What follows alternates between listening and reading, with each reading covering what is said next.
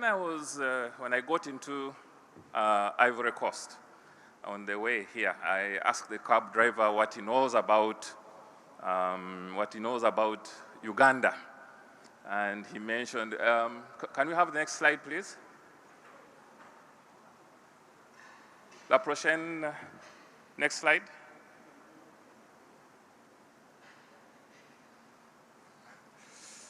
I don't know who's manning the slides.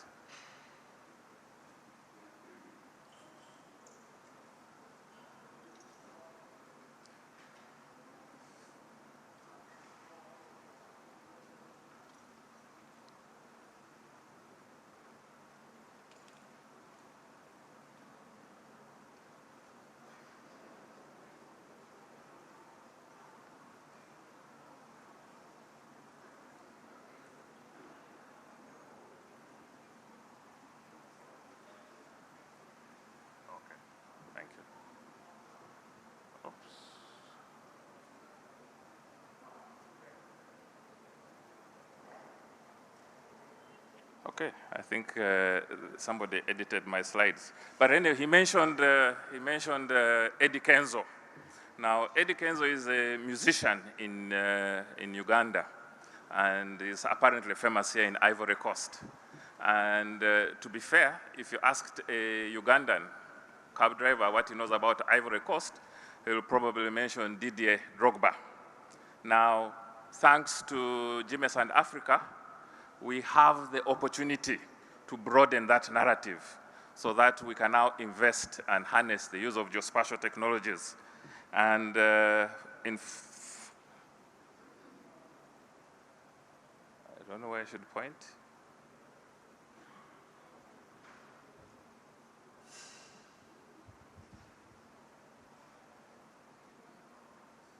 Where should I point? Okay. Yeah, so that was what was supposed to come. So this is the iconic Didier Drogba of Ivory Coast. And like I've mentioned, GMES and Africa enabled us to broaden the narrative about our involvement, what we can do and how we can do it. And we have been able to get together within our consortia. I'm hoping I haven't missed any consortia. I would be in big trouble. And we now have the possibility to be known by our science, by our interventions, by how we are solving societal challenges. Now, the challenge is that for a long time, we have been like those strands of wool.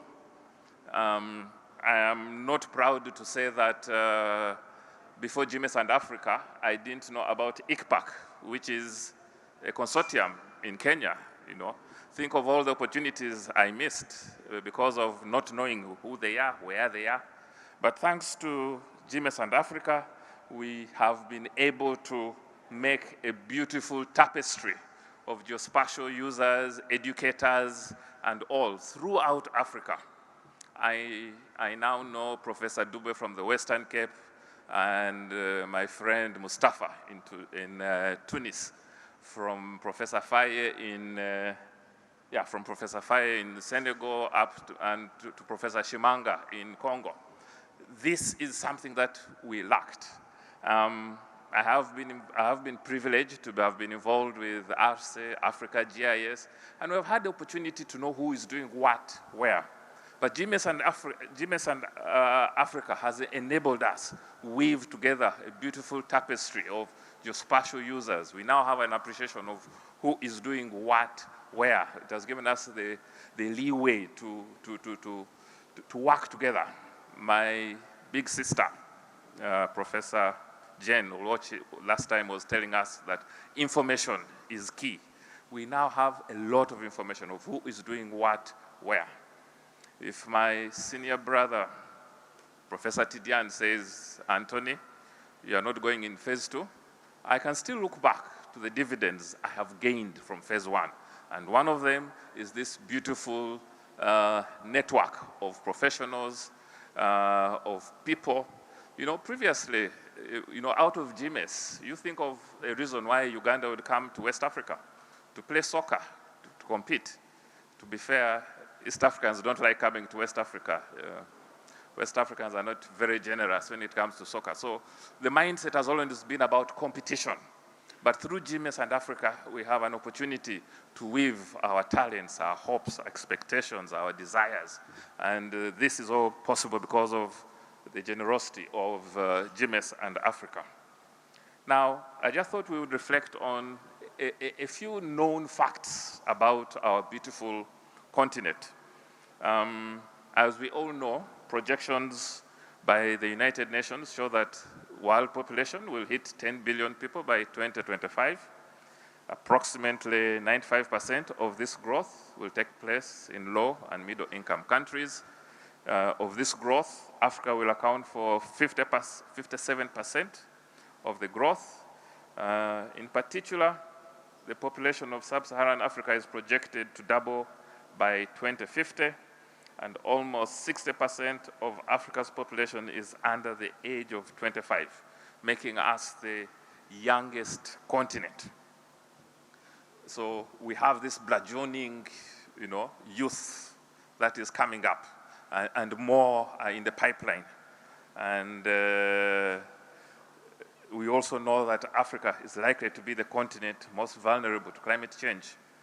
The other fact that we got, that we were reminded of on the opening day, was that 60% of Africa's land is in Africa. And all of these together, make it known to us that we have opportunity as well as challenge. And without doubt, investment in education, science, and technology presents us with the best means of harnessing the opportunities, availed and addressing the challenges. So we need this investment, and Earth observation is one of the best opportunities that we have as a prime mover for effecting change. Now, GMES and Africa has made it possible for us to galvanize, this critical mass of Earth observation users across Africa by supporting the development of products and services across various focus areas. And personally, I have been very, very amazed at the progress that we have made as consortia. Those who were in Zanzibar, I think, I gave an illustration. When I studied remote sensing in the mid-90s, I actually say we studied by rumors, because for a whole year I did GIS, I did remote sensing, I never saw any satellite image, never saw any software, nothing. But you had to memorize what a pixel was. You had to memorize what overlaying was. You had to memorize. Maybe in West Africa you were better off, but for us, it was this fascinating thing that we studied. And I remember when I started lecturing, students would ask me, but sir, is this appropriate here? Is it relevant? What can we do? How can we use it? 20 years on, 20 plus years on, we have numerous applications, we have numerous products and numerous services. And as far as applications areas are concerned, we are only limited by our imagination. Professor Jane gave us a flavor of some of the application areas, and that is by no means even a small fraction of what we can do with Earth observation. So there is potential. There is so much more that we can do. We have done so much, but there's a lot more that we can do. And in the framers of GMES and Africa, crucial to the absorption and utilization of Earth observation has been the role of universities, private sector, and of course, the end users. Now, as a forum, part of the RCMRD and RCMRD consortium, we were involved in, assessing the market needs. What were the needs of the people in industry? And led by my senior brother, Degelo Sendava, the indefatigable coordinator, he moved throughout the region, sourcing, what are our challenges? Of course, a lot of what we had to do was constrained within, the theme areas but he went and did a beautiful work of going around the region, asking various stakeholders, asking various users how they want, what they want, and in what format they want information. And this guided us in how we developed our training strategy. And we had two categories of trainings. One is what I would refer to as general trainings, but also we had trainings specifically intended to make prominent or address the service areas that we were assigned as part of this forum. So those are some of the training sessions that we had: GMES and Africa services for focal persons, open source training, Earth observation for decision makers, and the impact tool. As part of the service areas, Mr. Degelo went through this yesterday. We had 3 service areas, and under land degradation monitoring and assessment, we had 3 trainings, 3 categories of training, not 3 the number of trainings that we had. So we had various trainings about these particular tools that were developed. Land degradation monitoring and assessment was developed from RCMRD, and wind erosion modeling, land productivity monitoring and assessment using Earth observation were tools made by the private sector. I remember when we were in Senegal, Professor Tidiane was always insistent. Private sector, where are they? Where are they in your plan of action? And for us, these are some of the places, these were some of the action points for the private sector. Using their experience, they developed tools that were appropriate and needed and were needed in the different areas. So we developed training based on the tools that they have made. We also had, for the service area of wetlands monitoring and assessment, those are the 2 trainings that we had. And service area 3, Open Geographical Regional Reference Vector Database for water and agroecological zones. We have been reflecting on geospatial web services, and I will be talking briefly about that. So this is the flyer that we used for the training, online training workshop on geospatial techniques in land productivity monitoring. GeoMIC is a private consultancy, and they developed this tool, and we did a training on Zoom. And remember, this was on the backdrop of the COVID outbreak. So we had to explore new spaces, and Zoom was one of them, and we had so many challenges. This is another training, Wetland Vulnerability Analysis by ESIPS, and the fascinating thing is that for land productivity, we had around 300 participants. For wetland vulnerability analysis, we hosted around 700 people from all over Africa. So, like I said, it gave us new opportunities, new spaces to operate in, but that also meant we had to face new challenges as well. We also had this training on geospatial web services, where we're introducing participants to spatial data infrastructures and fair data principles, geospatial standards and formats, and sort of developing a cadre of people who can have their data shareable. And this is a training that we will be offering, and if you're interested, I can give you the link to this. We shall be having it next week.